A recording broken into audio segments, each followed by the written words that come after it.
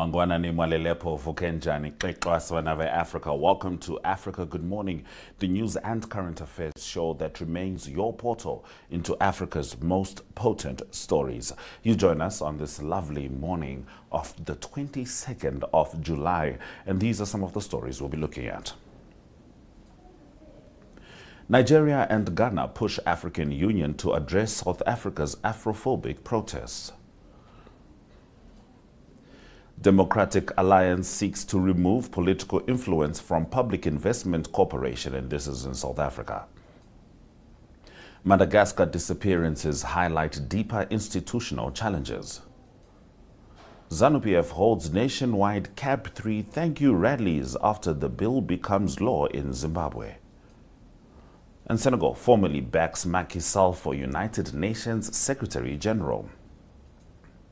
We'll also be joined by Rorisang Mogojwe, who is in Gaborone, Botswana, delivering the Botswana report. DStv 285, GOtv 25, oneup2.com, Network Media Hub, and ntvafrika.my.na. That is where you can watch the show. My name is Ashwin Berry. Top story shortly. Namibia is a land of movement, with waves that never stop reaching forward. Here, adventure is not something we search for. It is something we are born into. In every corner of this country, creativity rises. From artists, from athletes, from dreamers. And when the world comes to explore Namibia, they discover something extraordinary. Because when sport moves people, creativity moves ideas, and tourism moves the world toward us, something powerful happens. A platform where movement meets imagination, where industries connect, where opportunity grows, where Namibia's next chapter begins. Welcome to the Creative Sport Tourism Expo. Exhibit, partner, experience. Creative sport tourism.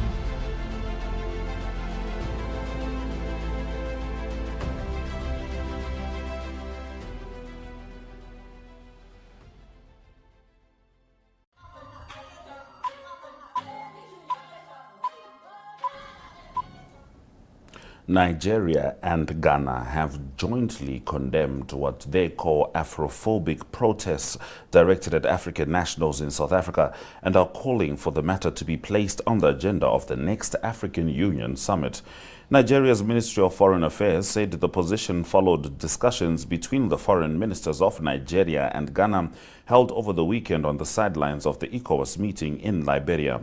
South Africa has long attracted migrants from across the continent because of its relative wealth, a situation that has periodically fueled tensions. Tens of thousands of foreign nationals have fled the country in recent weeks following escalating xenophobic protests and violence. Nearly 1,500 Nigerians and almost 1,000 Ghanaians were repatriated after anti-immigrant groups issued a June 30 deadline for undocumented migrants to leave South Africa. Abuja and Accra said the protests undermine the African Union's ideals of unity, solidarity, and regional integration. They called for coordinated regional action, stronger AU monitoring mechanisms, early warning systems, and preventative diplomacy. Abuja also said it will seek compensation from Pretoria for properties and businesses left behind by Nigerian deportees. Now here is Kashim Shettima, Vice President of the Federal Republic of Nigeria.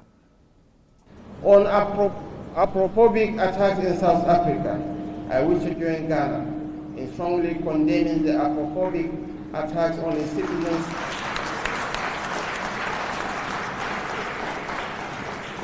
citizens and other fellow Africans in the Republic of South Africa. As already mentioned by His Excellency the President of Ghana, ECOWAS should present this matter before the next meeting of the Authority of African Union to send a clear message that this type of intolerance is unacceptable. South Africa should be reminded, while we tread the path of moderation, South Africa needs to be reminded that the freedom the country currently enjoys is due to the liberation efforts of African countries such as Nigeria and Ghana.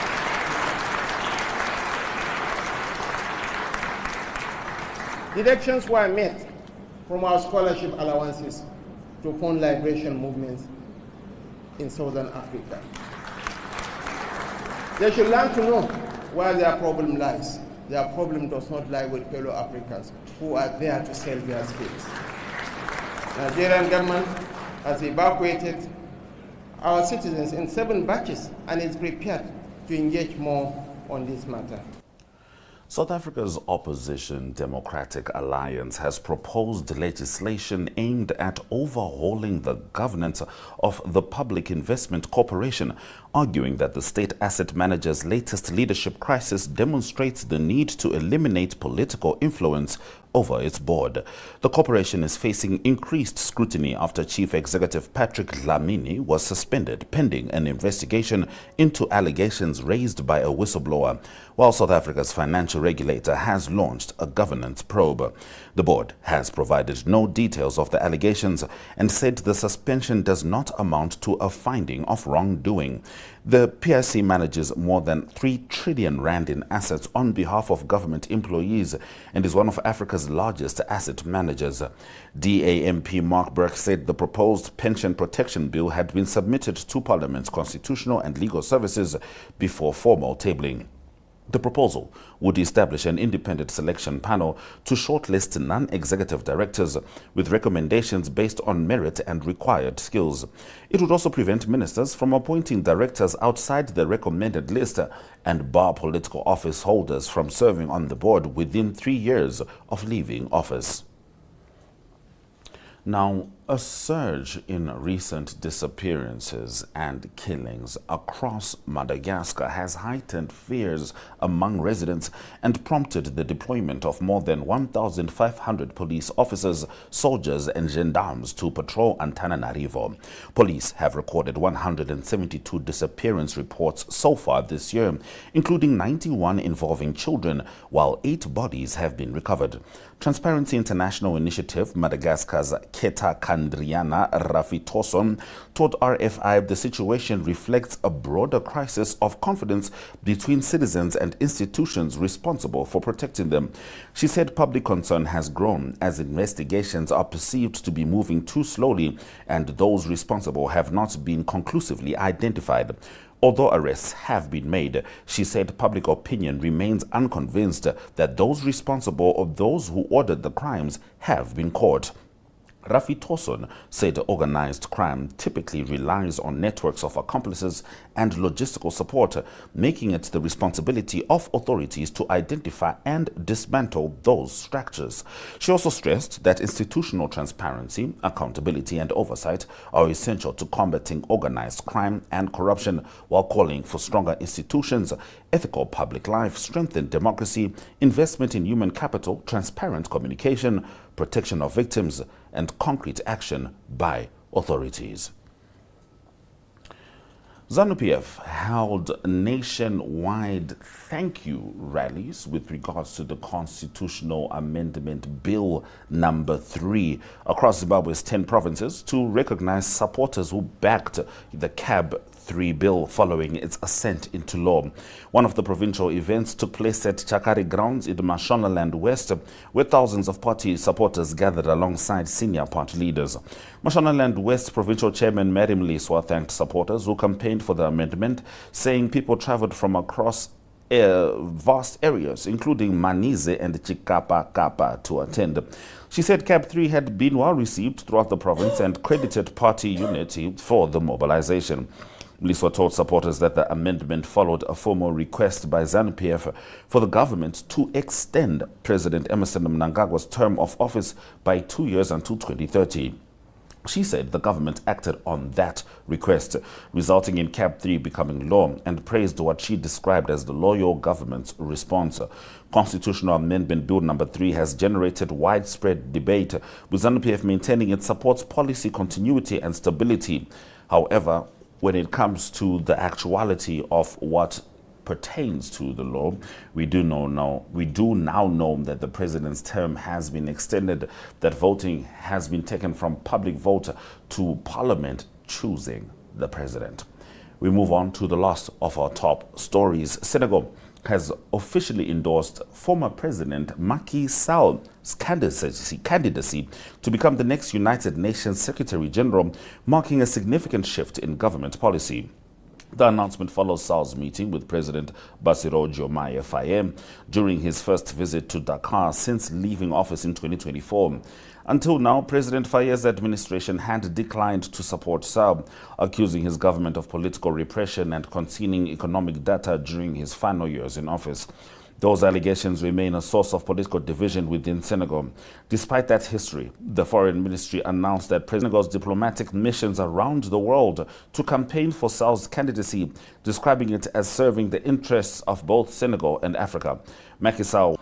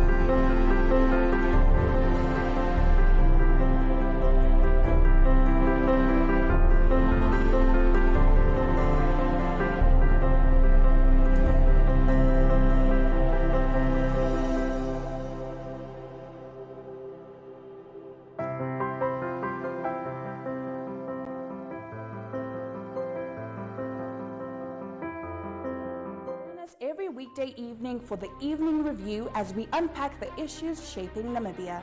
From politics and economics to culture and community life, our team delivers sharp analysis, expert insights, and conversations with Namibians across society. It's not just the headlines, it's the full picture. Stay informed and engaged with the Evening Review.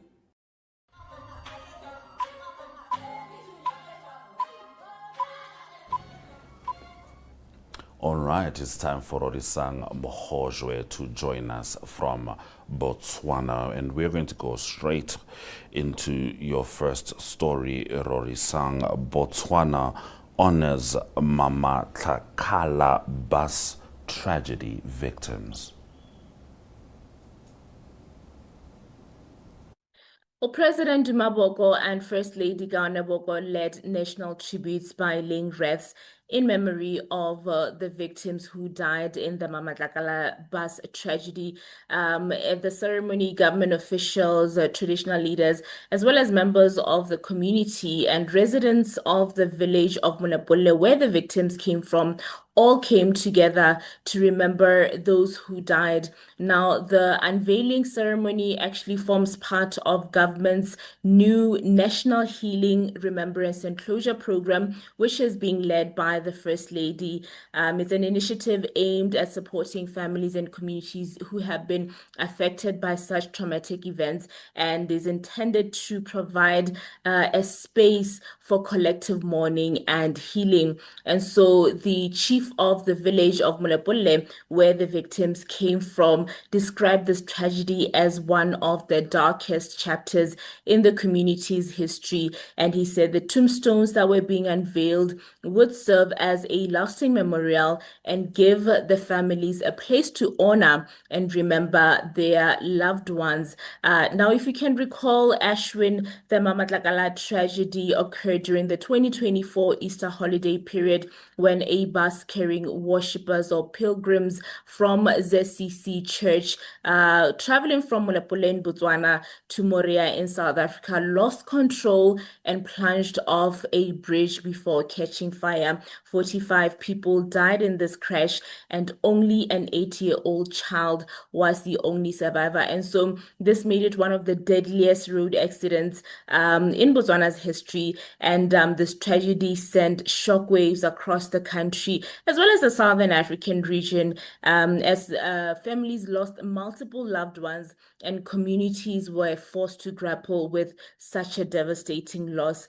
Now, during this remembrance ceremony, leaders paid tribute to the victims while also emphasizing the importance of compassion, of support, and national unity in helping the families that have been affected to move forward. And the government says this new program, the National Healing, Remembrance, and Closure Program, is intended to ensure that the victims of major national tragedies are remembered with dignity, while also providing communities with opportunities to process recovery and healing.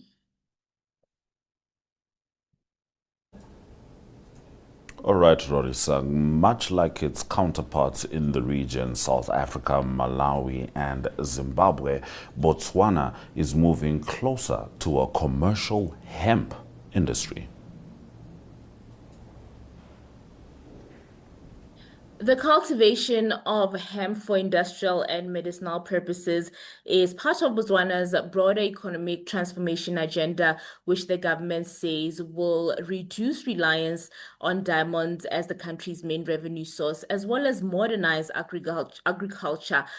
So the government believes that the development of new agricultural industries could create economic opportunities for entrepreneurs, for farmers, as well as investors, while also contributing to job creation as well as economic growth, as many members of the public, or many Botswana, are expected to partake in the value chain development of this industry. Now, officials who are involved in the trial project say that the results have demonstrated that hemp can successfully adapt to Botswana's climate, which then paves the way for possible commercial cultivation. Now, industrial hemp is considered a high-value crop with potential applications across several industries, including textiles, construction materials, food products, cosmetics, as well as other manufacturing sectors. And so President Maboko believes that this crop can or has the potential to become a new agricultural export and contributes to efforts that will then build a more diversified as well as a resilient economy. And he argues that the hemp project will unlock opportunities in sectors such as agriculture, which will be critical as Botswana seeks new sources of growth beyond diamonds and beyond beef and beyond tourism. And so the successful trial production now sets the stage for discussions around regulatory frameworks, as well as commercial production models and support systems that will then allow Botswana to participate in this industry.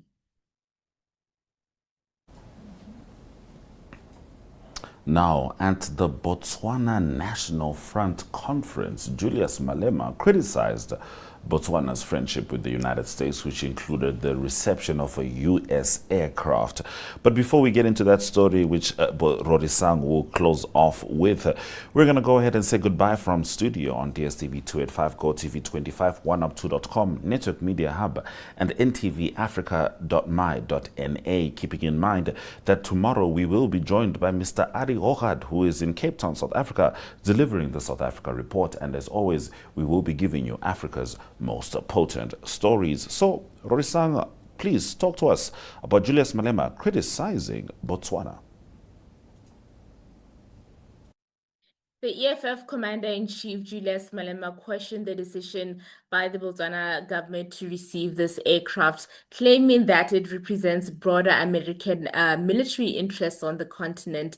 Now, this donation of the military aircraft has sparked debate over Botswana's defense partnerships, as well as the role of international cooperation in strengthening Botswana's security capabilities. However, Malema called on Botswana and other African countries to be cautious of relationships with Western powers, and he urged governments on the continent to pursue greater political as well as economic independence. He believes that African countries should instead strengthen partnerships with countries such as Russia, China, Iran, as well as Cuba, which he describes as alternative partners in advancing African development. The EFF leader also called for a shift away from what he characterized as a dependence on Western countries, saying that African countries, including Botswana, should prioritize self-reliance and stronger continental cooperation.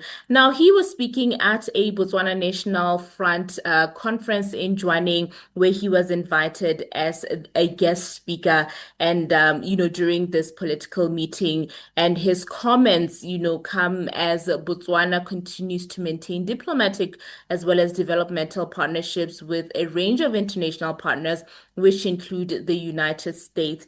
Government has previously maintained that international cooperation, including support in areas such as security, development, and humanitarian assistance, forms part of Botswana's engagement with the global community, as we have seen President Maboko traveling across the country on multiple occasions, trying to strengthen these diplomatic relations. And so the United States aircraft donation is really expected to enhance Botswana's capabilities, according to authorities anyway, particularly in areas such as transport, as well as disaster response and national security operations. However, Malema's remarks have reignited debate over the balance between international relationship partnerships, national sovereignty, and Africa's great pursuit of greater economic and political independence.